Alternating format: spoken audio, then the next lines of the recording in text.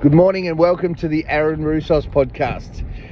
Today we're in South Australia for an interview that are listening to this podcast from all over Australia and different places. I was living in South Australia. I moved to Noosa during 2020 to do a food van with my father called Clips Dips, and it was Greek food. It was a way for us to get in touch with our culture after, we're both born here and we don't even speak the lingo, but being Greek Cypriots, we thought we would so we did the chef d'Italia, the dips. What else? Well, we just kept adding things. We were doing a wrap first, which is a chef d'Italia, which is a Cypriot pork sausage, and we just put them into wrap with tzatziki, lettuce, tomato, onion, and squeeze of lemon and a bit of oregano and stuff. Really, really popular. Believe it or not, in 2020, started off as $8 each, and that's probably why we had a line of 50 people, and next door was zero. So, Yandina markets, Yandina country market, unbelievable, best market I've ever been part of, and I've done a lot around Australia, including the initial stages of helping with being a demonstration chef at the Adelaide Showground Farmers Market when that started. Simon Bryant from Maggie Beer Cook and the Chefs took over from me a few years ago, and I think he still did it. They stopped doing demonstrations, I think, because of I don't know why they stopped it. Actually, it was such an amazing thing. It had a little amphitheater, and Origin Energy sponsored this little kitchen, and I would start setting up, and I'd have a huge crowd, and I'll do a kids cooking class after that. Funny thing I just saw today, I'm down Brighton Seacliff way today for work, and it is a beautiful day. I mean, this is a beautiful part of the world. It does get cold, but there was a lady coming back with a surfboard, and if you look out at the ocean, it's flat as a tack. And it's funny because as I said to you, I've been not only living in Noosa, but I've gone down and done a few stints in the Gold Coast, and also the Mornington Peninsula, which are all hot spots for some pretty good surf. So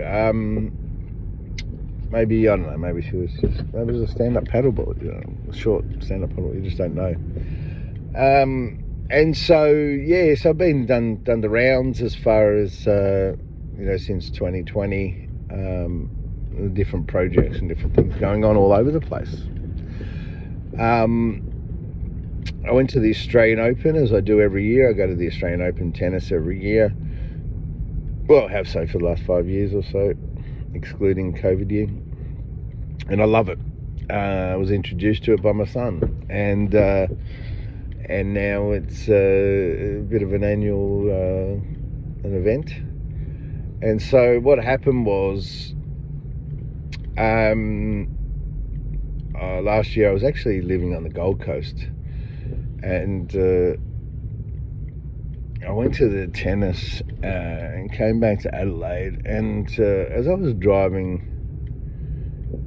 back to Adelaide, I was just remembering all the amazing things, personal things, right? These are nothing that you would ever understand, but I had some really, really personal things which therefore make this place quite special to me and sacred. There's things happened here which have profoundly changed my life and put me on a different trajectory,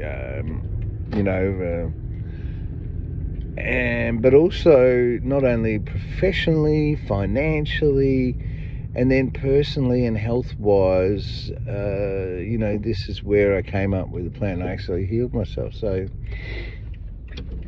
it's got a little special place in my heart. Also, when you're living away from family, which, you know, I'm sure everyone does it, and it doesn't matter what you say.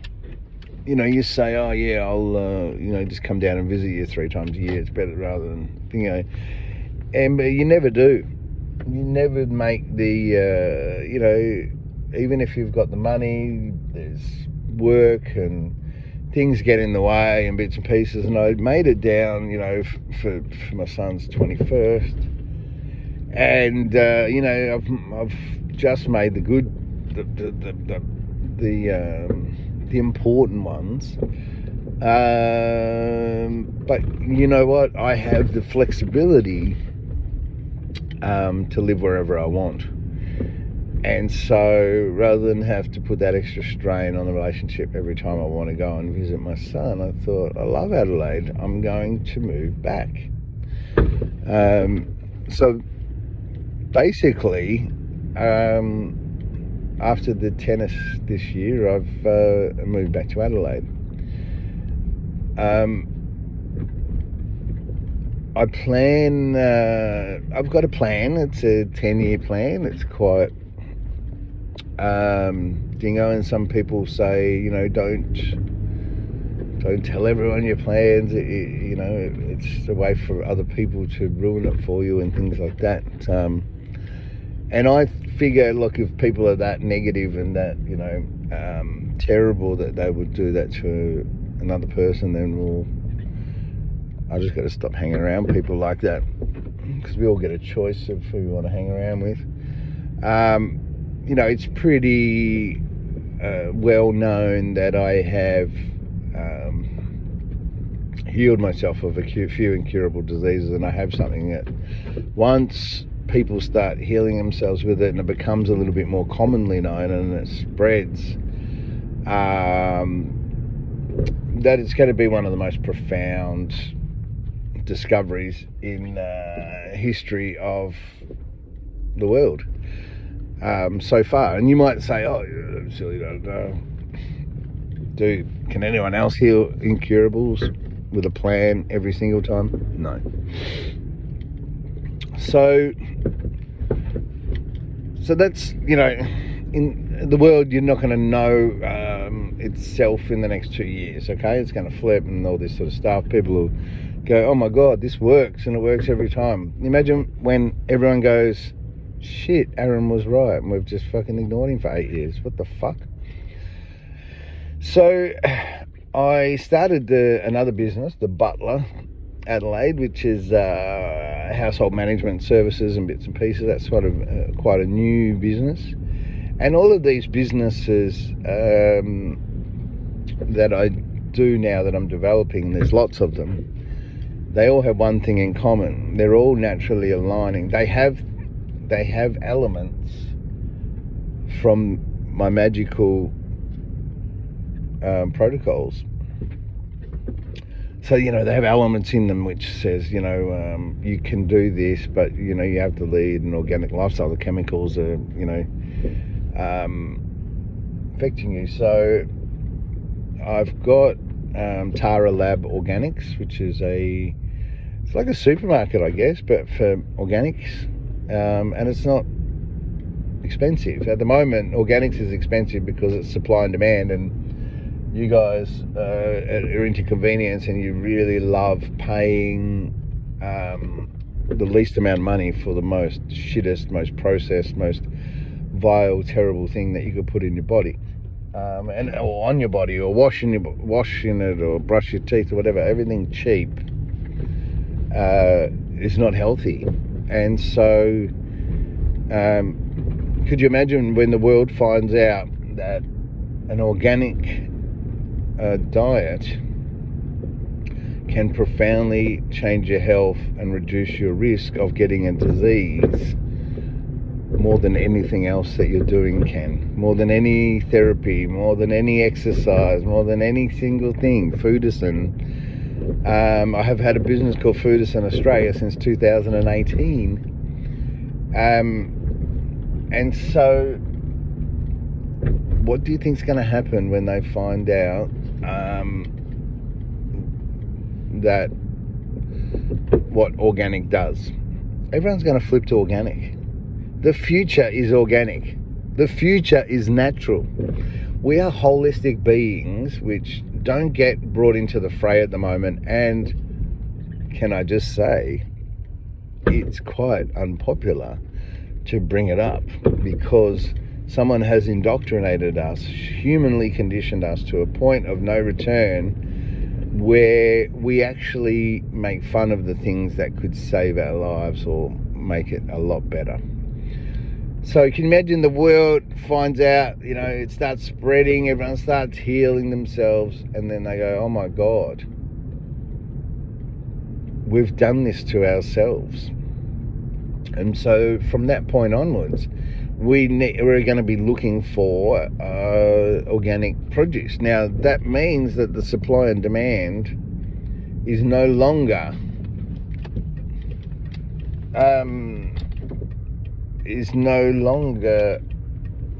the demand is not there for your cheap processed harmful foods.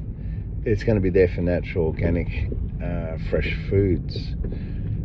Now, it's going to be a merge. It'll take some time. I don't expect, and obviously, if there's no organic food, what are you going to do?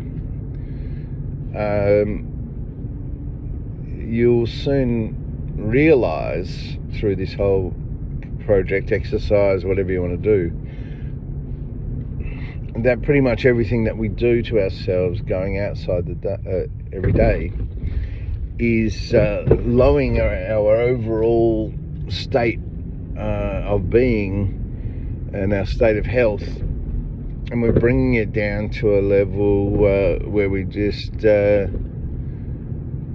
not doing the best for ourselves, and therefore when we expose ourselves to more unnatural things, we get a disease.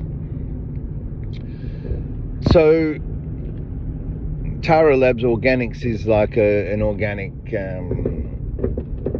supermarket, and there's other things. So it's got to be backed by obviously a garden or a organic farm, which is funny because I've had a background in Mildura, my grandfather, in farming. Obviously he did sultanas, which are not organic, they're the opposite, doused in chemicals, but he did do a lot of organic foods as well, especially for stuff that we used to eat ourselves. And I was given a third of the farm when I was a teenager, and actually ran away because I was scared of being tied down and commitment and all the rest of it being so. I was young and I had a lot of traumas and stuff. So the business model, the butler, organic household goods, personal deodorants, all the rest of it. So I'm presently working with different chemists to make natural products, formulas, flavors, scents, all that sort of stuff, and to have a range of natural personal products. One funny thing I came up with, I was talking to them yesterday, and we're talking about deodorant, and obviously, I don't know if you've seen in the supermarket at the moment, I think it's called No Pong. I use it, sorry, what am I saying? I think it's called No Pong. I buy it every week. And it's just this little disc, and it's, and you put, a bit under your arm, and away she goes. Now, the only thing that made me think of this was that before I met these guys, they're down in Lonsdale. They make different natural personal products and stuff, or they're a big company. If I told you some of the products they do, you see them in supermarkets, and they're the most affordable, and they're the most earth-friendly, biodegradable, all that sort of stuff. So, but anyway, so I'm talking to these guys, and I'm like, okay, so do we have a range of deodorants? Like, how can we, can you up moisturizer in them? Can you put essence of oil, like smells and flavors? And he's like, oh, we'll put this one on now. And I smelt it, and I was like, beautiful lavender. And then I was like, we got busy talking bits of it. And then 5-10 minutes later, he said, oh, smell your armpit. And I went, I can't smell the lavender. And he's like, yeah. Those oils that are in those deodorants, they evaporate in the air, and that scent is pretty much gone within the first 15 minutes. So the thing why I'm telling you that I think it's funny is because No Pong have about 8 flavors. They have all these, like, do you know what I mean? And I try different ones all the time. But you can only smell the smell when you put it on, and then pretty much 15 minutes later it's all gone and you'll never smell that smell again. So they're marketing to you with multiple deodorants with smells and stuff which only last 15 minutes anyway. These all natural products, you know, whether it be washing your dishes, your clothes, softeners, you know, some of the ones that I've been experimenting have eucalyptus, but you don't want to make the overpowering. You've got to get the strengths right, bits and pieces. I want to make a premium product too, right? These are very affordable to make, and so we're talking about getting the right product, not about getting it in the right price range. And that's with everything that we're doing with the Butler. Adelaide is, there's 120 household services inside, outside, and what have you. Now, you know, you can get the pool guy to come around, you can get the pet guy to come around, you can get the personal trainer to come around, you can get the chef to come around, you can get, and they're all separate. Gyms, lawn mowing, gyms, cleaning, gyms, this, you know, franchises, independents, lawnmower guys, all the rest of it. The Butler Adelaide does all of that.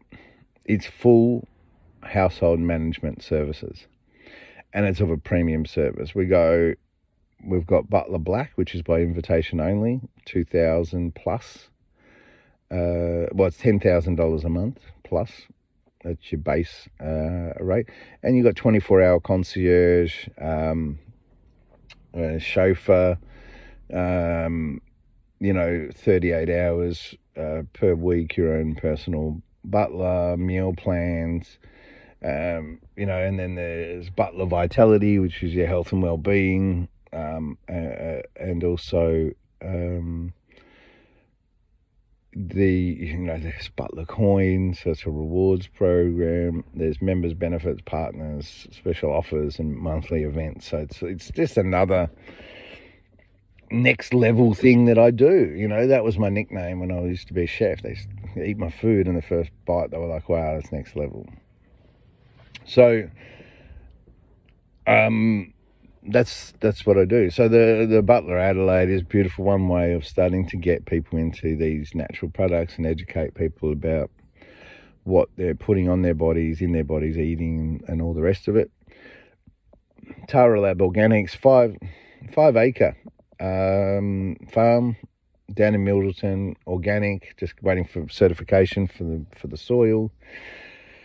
That there will, with other organic farms, there's a big organic farm here on the Florio called Monica's, which I've been dealing with for years, on and off for many years, and they do a lot of the places around.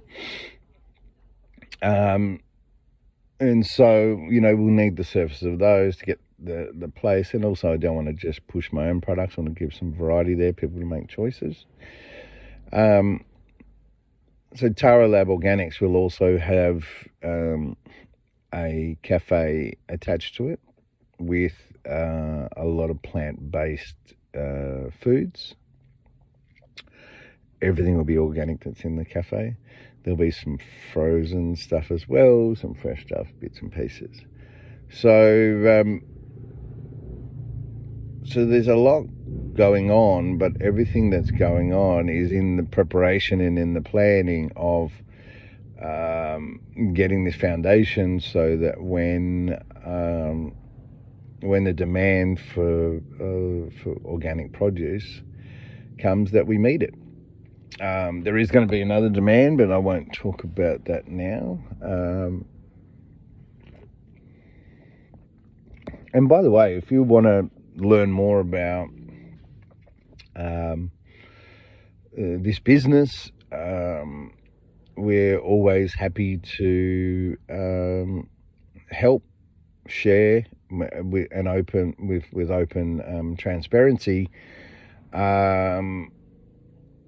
so that we can obviously grow the knowledge base and the wisdom base. We can't rely anymore on the government or these so-called experts to do the right thing to provide humanity.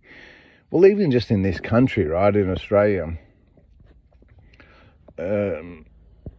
they take so much money from us, all our taxes, billions, trillions of dollars.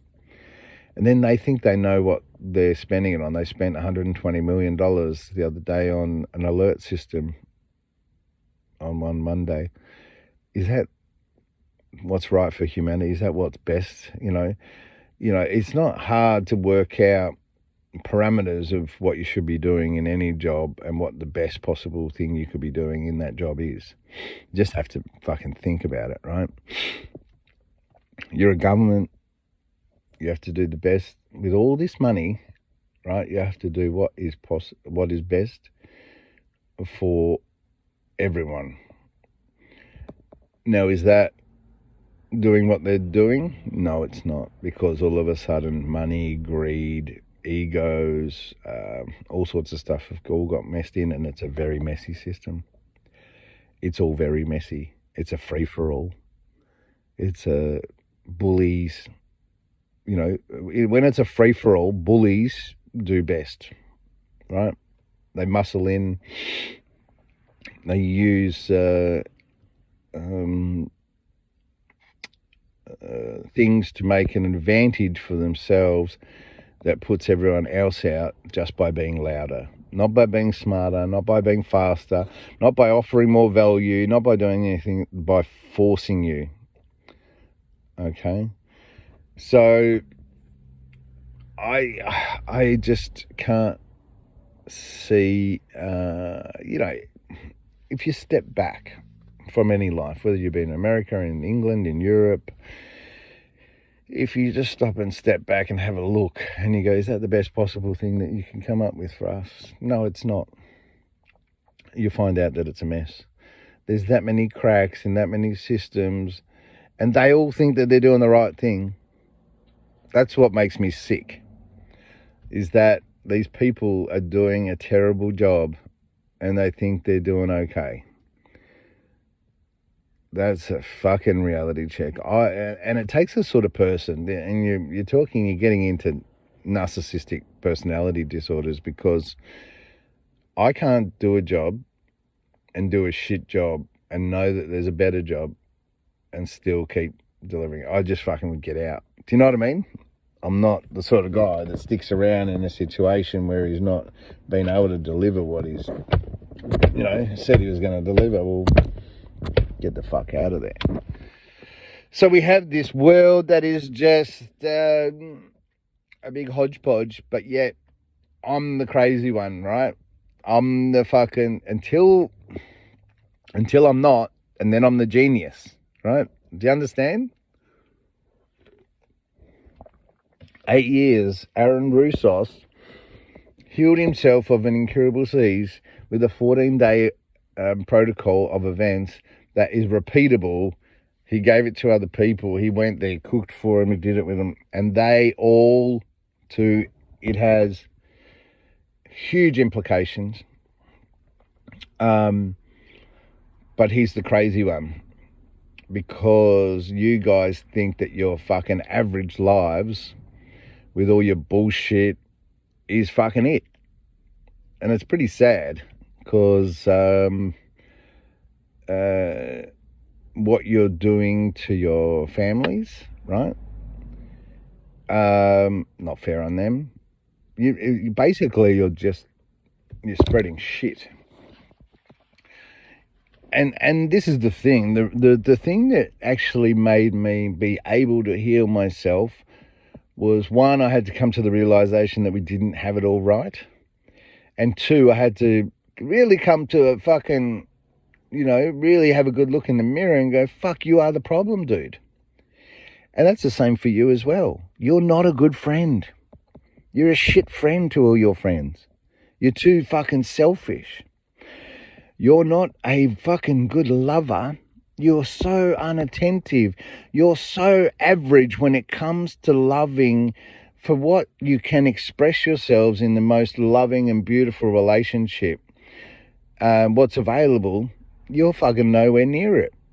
And that's averagely, collectively, across the planet, but also, more so I can say hand on heart here in Australia. So you're a shit friend to everyone. You're not a very good lover. Your careers are pretty average. What you've achieved in your career over long spans of time is, what are you rewarding? What are they rewarding? What are the good things that they're rewarding? That's not great anyway. You've got personal finances. Most of you are living from week to week. You don't understand the game. You can be marketed to. Your biology can be hacked, and you can be handing over your money to shit that you don't even know if you need it or not. So you're pretty average, right? You have a doomsday clock within your own brain from being humanly conditioned from an early age to always think the worst. You're getting up every day and you're thinking the worst. In every situation, you're not getting up and going, oh, what a beautiful day is going to, I'm going to expect benevolent and positive change. No. Everything's doomsday. Even across the board, I can tell you, because I can go out today, I can go into 3 different states in this country, ask the same questions or talk about the same things and get the same response from all of you. And it's all fear-based. You've been brainwashed. You've been conditioned to accept less, to be unhealthy, to feed big egos and big companies that don't really give a fuck about you. They're trying to deliver a bottom line. So you need to say, maybe I'm the problem.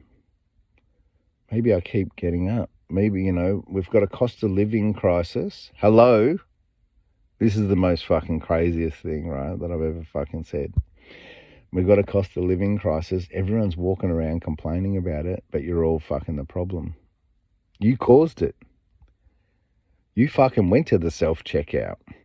You keep going to the fucking ALH pub that's owned by Woolworths and or Coles or whatever, Woolies, and giving them your money and not supporting small business.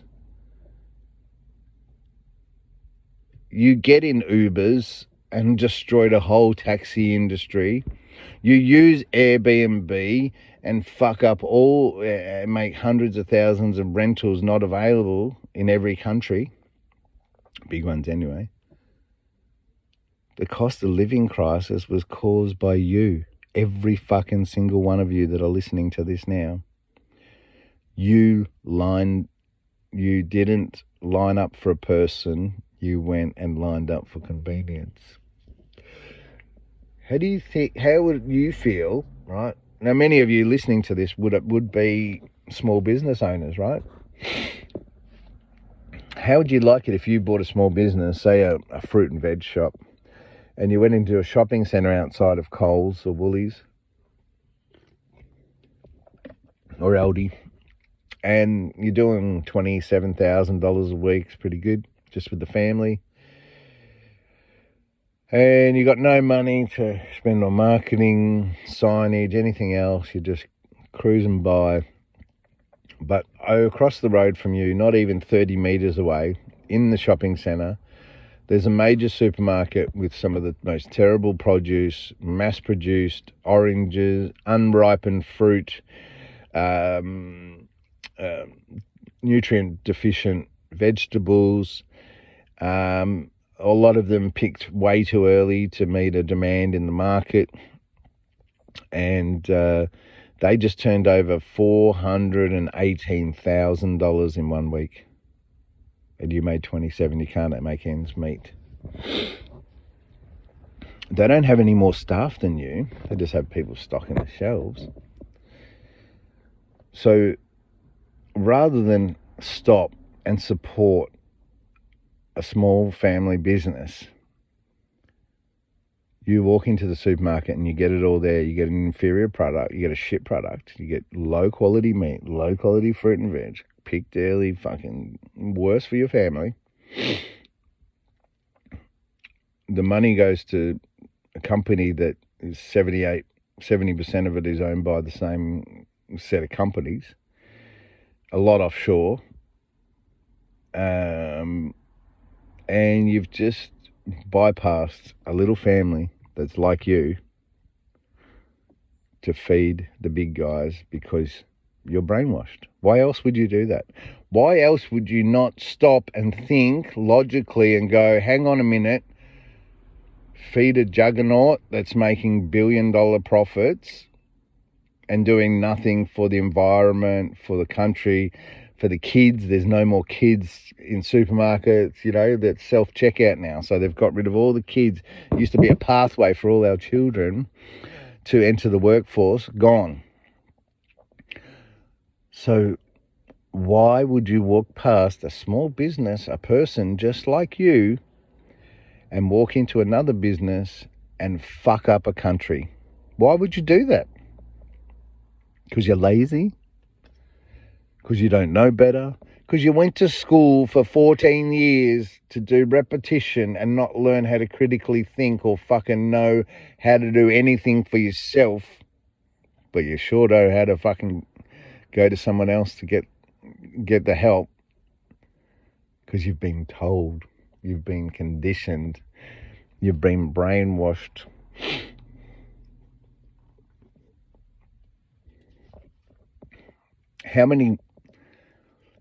So taxi, I used to do convention centres, and the taxi companies used to have an annual conference, and they come, and the base centre that does those base units for them, all the offsets, plates used to be worth, a plate for a taxi, a number plate, because that was what you were sort of selling as the license, used to be an average of $1 million per plate. Now you can buy a maxi taxi with a chairlift, lift in the back, like a big taxi, the base centre and the plates for $60,000.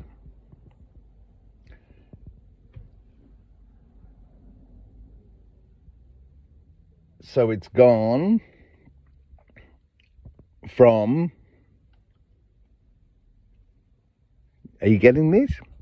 So taxis have gone from being $1 million to zero.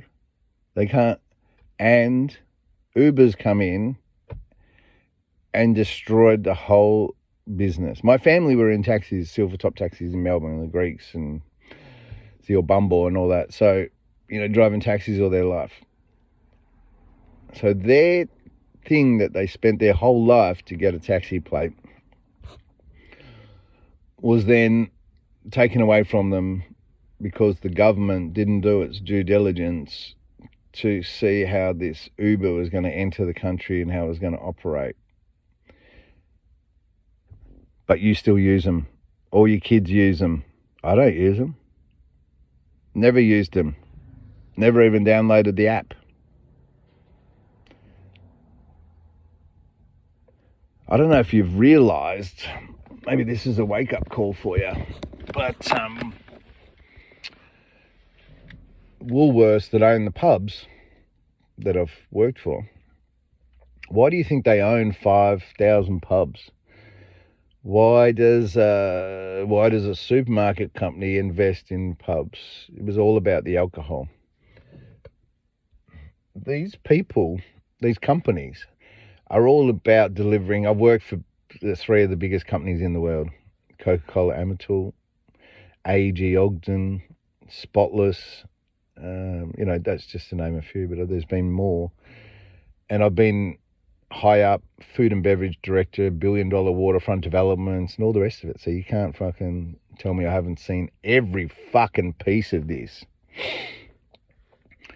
All they're doing is setting up a portfolio of things to take advantage of you as a collective race, and they're purchasing the most risk-free, guaranteed businesses, and it's all built on addiction. What do pubs do? Alcohol addiction, bottle shop addiction, pokies addiction, food addiction. That's why they've got them all. That's why Coles and Woolies, they all got, own most of the pubs in Australia. So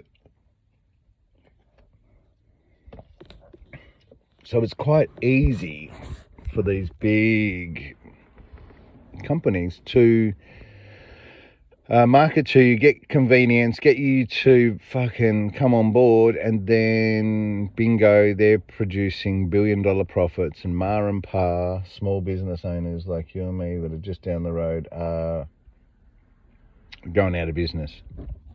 When I moved to Noosa in 2021, me and my dad were at the Yandina markets, and we put a sign, private functions. We did $50,000 worth of private functions, almost at cost, to build reputation and thing. And we were doing, the president of UE Insurance's luncheons on his lawn, and, just the who's who of Noosa. We're doing weddings on the North Shore. And anyway, we got approached by someone who said, "Oh, do you want to move this into a restaurant? You guys are amazing." And I said, nah, not unless, it's just been COVID, mate, we don't know what's going on. I said, not unless you're going to give us, 6 months rent free. But I'll sign a 4x4 or 3x3 lease. And anyway, they said yes. So we moved a Greek van into the Greek restaurant on Noosa River called Eclipse Noosa. Now, when we first started there, 2 lamb skewers, lemon potatoes, char grilled, tzatziki, lemon, and a Greek salad on the side was $28.50. At the start of last year, when we closed the place down, it was $43.50. Food has gone up 25% here in Australia since COVID. Now, if you don't pass that cost on, which most companies do, but I've been working in hospitality all my life, and hospitality, it's very hard to pass on the costs. So a lot of the times, if it's not too bad, we absorb it because we don't want to lose customers, right? We've built up this business. We've got regular clientele. So it puts extra pressures, but for those people who are not so experienced or being in business and all the prices are going up, because you've got to remember, you've got 14 suppliers and each one of them are doing 2 price rises every fucking year. You've got to pass that on. But you walk into the cafe and it's had the same price on a coffee for 3 years. We're not helping ourselves out. So the pubs, Ubers, now Airbnbs. I've been traveling around Australia and I've been staying in a whole lot of Airbnbs. Sometimes I rock up to a bank of flats and 18 out of 22 are Airbnbs because they've got key locks and I talk to people and Yet universities have done studies. Like I can get on the Airbnb app right now and just do this small area that I'm in, put a suburb in, and it'll tell me that there's 223 Airbnb properties, and then you can go by one and just take out those whole house, $1,000 a night fucking big party things, which is just more of an exclusive every now and then. And you look at 80%, 90% of the other ones, and these are all houses, units, places that would have been guaranteed would have been rentals for the rental market if they hadn't been Airbnb. So for a university, I think it was the University of New South Wales, I think that did the study for the government on behalf of Airbnb, affecting the rental market in Australia, and they said no. Absolute fucking crock of shit. Get on the fucking street like I do and fucking get amongst it, mate. Don't fucking do it from your ivory tower up in your office trying to fucking get a university. You know, last year I wanted to understand the homelessness crisis within Australia, so I fucking gave everything away and I went and lived with the homeless people living on the streets in complete despair. And now, if anyone wants to talk to me about this homelessness crisis in Australia, I can speak on it because I've been there cooking for these people for a year. Who would you know would go onto the streets with the homeless people, give everything away, and then get $380 a week on the dole and use that money to sit on a barbecue area where there's known homeless people around and cook for them every day, multiple meals a day, for a year in 5 different states, coastal and inland around Australia? Who would fucking do that? That's how you find out what the problem is. That's how you find out who these people are. Yeah, some of them are on drugs. Some of them have mental health issues. Some of them have family problems. Some of them are too sensitive to have family problems. But I'm going to tell you now, the one common thing that they all have is they have family that are not there for them and not showing up for them right now. There's grandmothers. There's 68-year-old pensioners with health problems living in tents in the dunes of the beaches all around Australia, whether it be from Rosebud to the Gold Coast. It's Port Macquarie, Sydney. It doesn't matter. It's all over. It's rife. It's disgusting. And so you want to talk about services for those homeless people. That's another story altogether. Do you know why?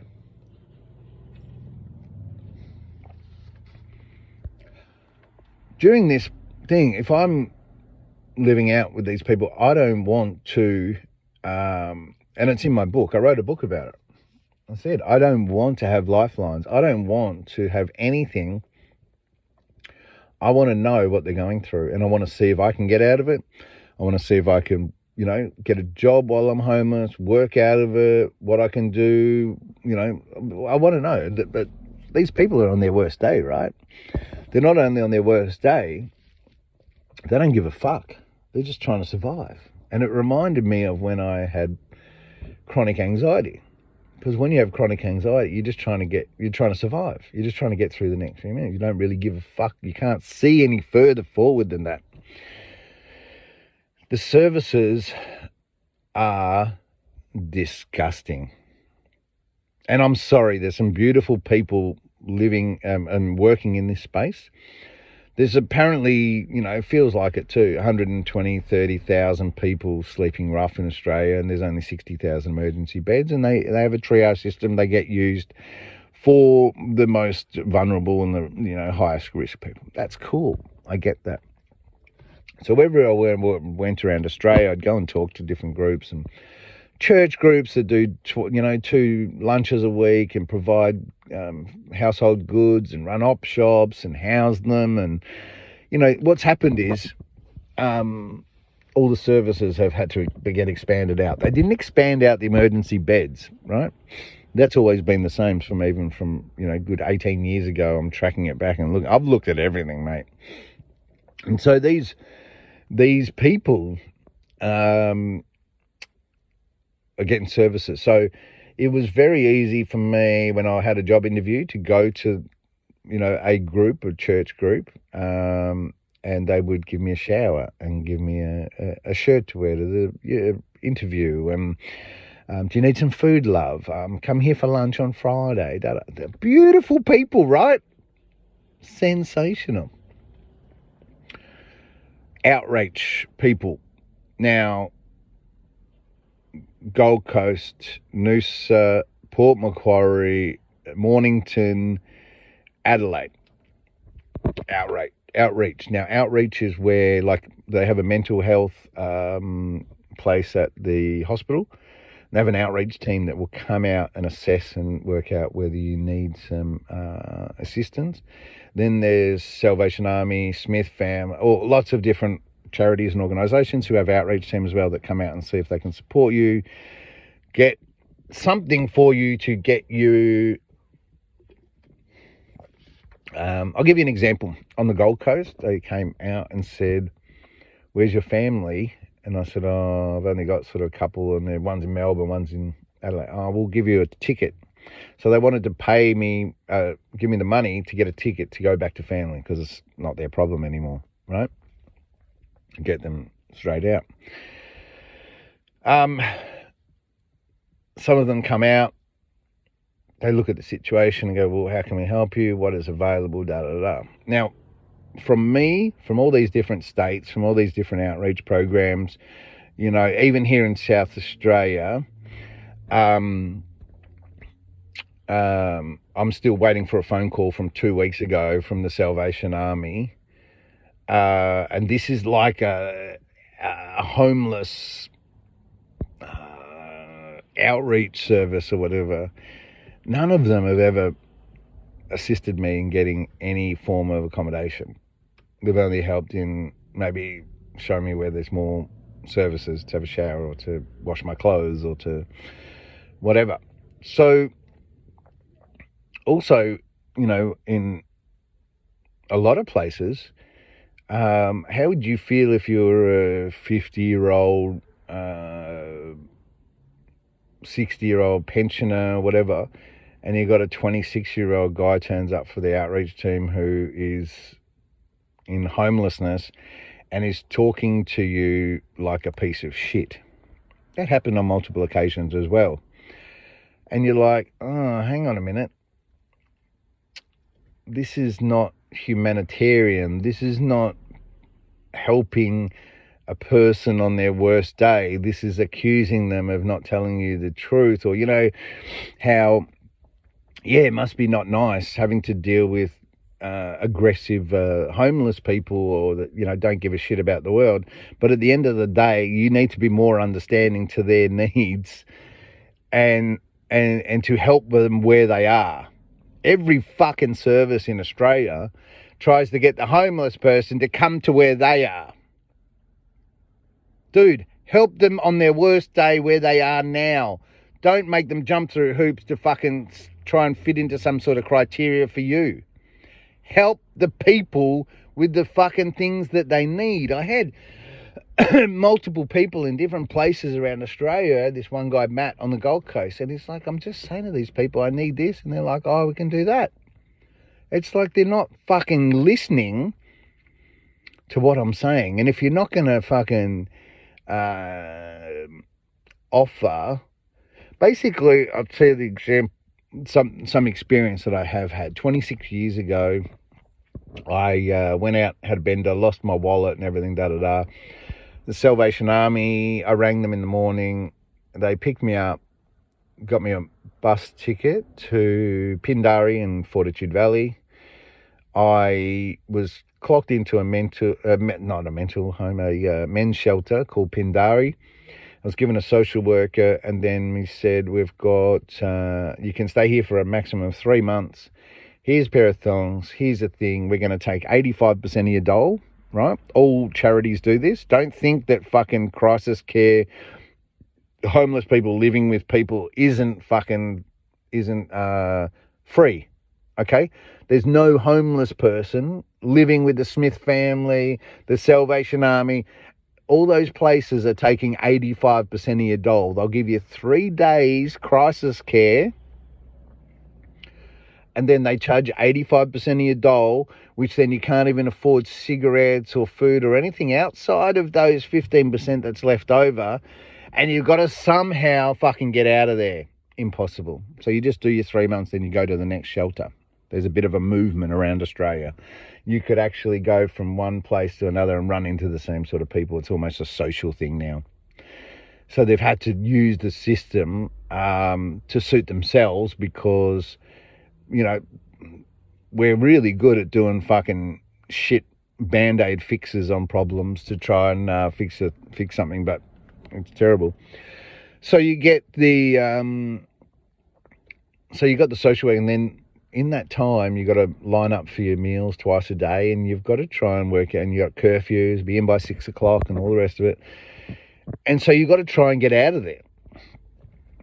When the 3 months is coming up, I got an apartment, which they got for me, paid the rent and bond for 2 weeks. Then I had to pay it out of my dole. And the salvos got me some furniture, blah, blah, blah. They set me up and said, boom, see you later. Thank you very much. I never paid one bit of rent on that place, and I don't know what happened. It was just messy. But so everything's not what as you see it. And the difference between you is you observe it, or you see something and you go, oh yeah, and you take it at face value. I deep dive into the middle of it. I fucking splash around in it. I experience it, and I stay there as long as I have to in the uncomfortable pain, something that you will never do, never have the inclination to do, because you're not a humanitarian. You're what they call a selfish-atarian. You're only interested in you. You don't care about what's best for everyone and what's best for you. It's just you. Okay, this is a culture. It's not your fault that you're a selfish prick. You have been conditioned through a culture, through repetition, human conditioning that has eventually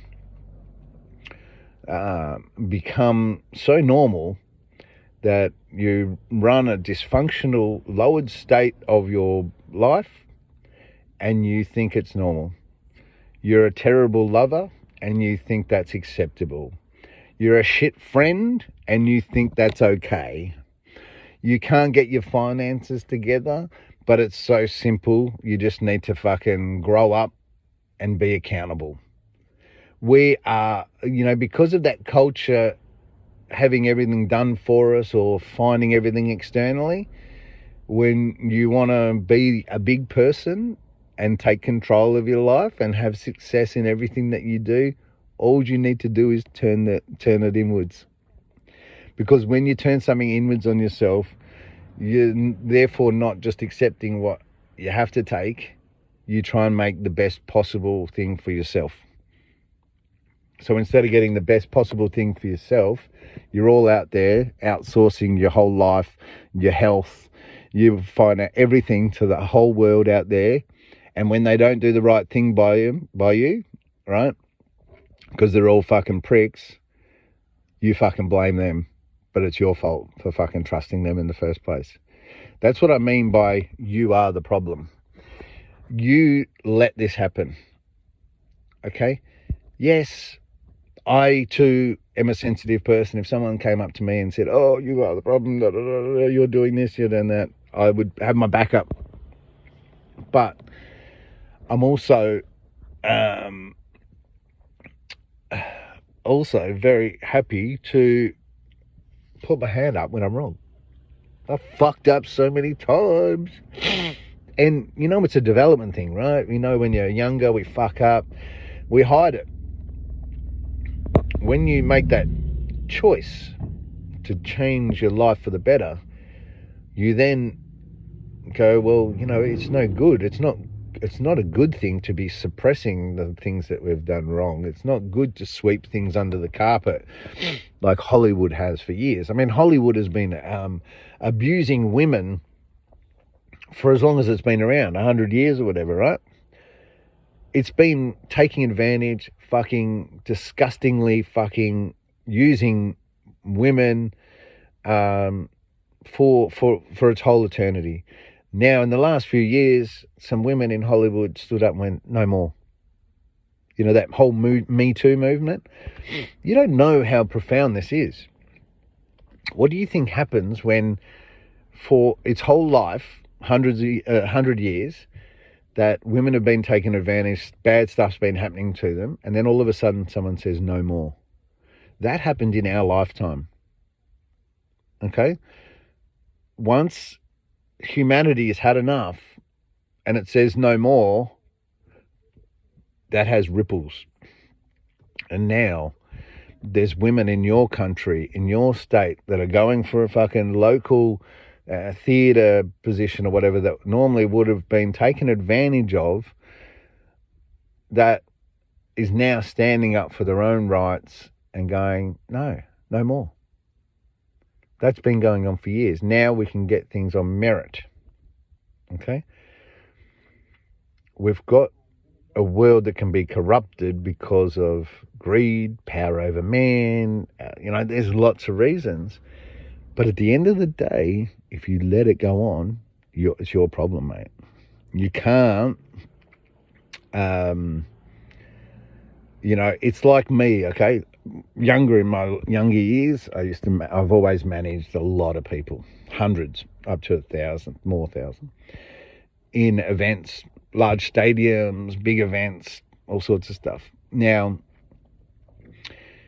if I see something behavioural that's negative that I think, and I don't stop it there and then, and I let it go on, then it can fester and can keep going on. Bad behaviour continues as long as it's allowed to continue. As soon as you nip it on the bud and go no more, can you see that that's not good? You're putting people down. You don't. That's it. That's the end of it. But the way that you get rid of it is by dealing with it there and then when it rears its head. If you let things go on, that's why we're in this fucking mess. Okay? That's why you've got a cost of living crisis around the world, and I'm telling you now, it's your fault. It's my fault. We have let this get to this stage because we haven't given a fuck about what's going on around us, what is happening. We haven't had enough of an interest. We've been too self-absorbed to see what's going on and to band with others of like mind to get better outcomes for human beings. So therefore, everything's fucking out of control, price-wise, everything, and we're sitting there looking to someone else when we're the fucking problem. So the next time you call an Uber, remember that. The next time you go shopping, remember when you leave the supermarket and you go out and there's a little family butcher and a fruit and veg place and businesses outside there. Remember, you are now responsible for ruining other small families just like you's livelihood because you're lining up for convenience. The next time you go on holiday and you book an Airbnb, know that you are contributing to other humans in Australia living in their car homeless because there's not enough houses to lease for us to live. Every time you line up for these things, every time you go and purchase these things, just remember that you have contributed to the biggest problem in our communities and in our society today. You're the one that caused it, but also you're the only one that can fix it. This is the Aaron Roussos podcast. Have a lovely day.